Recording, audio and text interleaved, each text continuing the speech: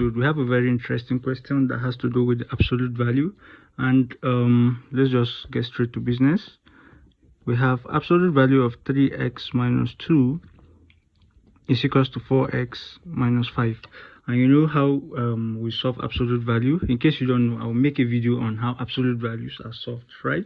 Now, you know, when we say absolute value, let me just give a brief recap so you understand what I'm saying. If I have absolute value of minus 5 is always equals to 5, you take away the negative sign, right?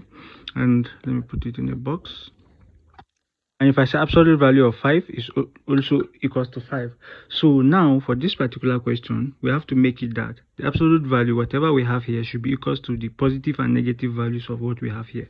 What I mean is that we'll have something like absolute value of, let me not rewrite, let's just say 3x, let's say 3x minus 2 is equals to plus or minus whatever we have here, 4x minus 5.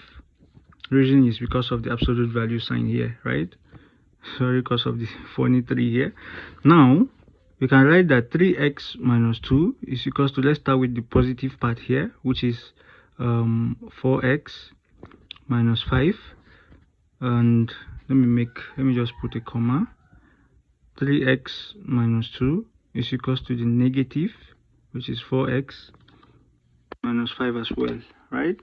Now we are going to have two answers actually. So let's solve for this part. This is 3x minus 2 is equals to 4x minus 5, and at the same time for this side we are having it that 3x minus 2 is equals to minus 4x, when you expand this, right, plus minus is a plus 5.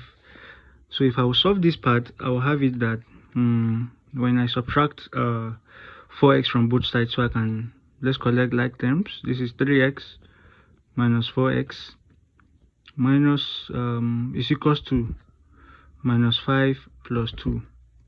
Subtracting 4x from both sides and adding 2 on both sides, I will have this. For this, we are going to have 3x minus plus 4x is equals to 5 plus 2, right? Now, I'm solving them at once. I would have done one before the other, but I prefer to just solve them each step together, since it's the same result I'm going to have, but with different answers, right? Now 3x minus 4x is minus x, right? To be equals to minus 5 plus 2 is minus 3. Now for this, if I divide both sides by -1, I will have this to cancel out, and I will have x to be equals to positive 3 for one of our answer, right? Now at the same time for this, we are going to have 3x plus 4x is 7x to be equals to 5 plus 2, that's 7. If we divide both sides by 7, we are going to have it 7 cancel out, x is equals to 7 divided 7 is 1, x is also 1. So we can just conclude that the result or the answer to this particular absolute value question is that x is equals to 1 and x is equals to 3.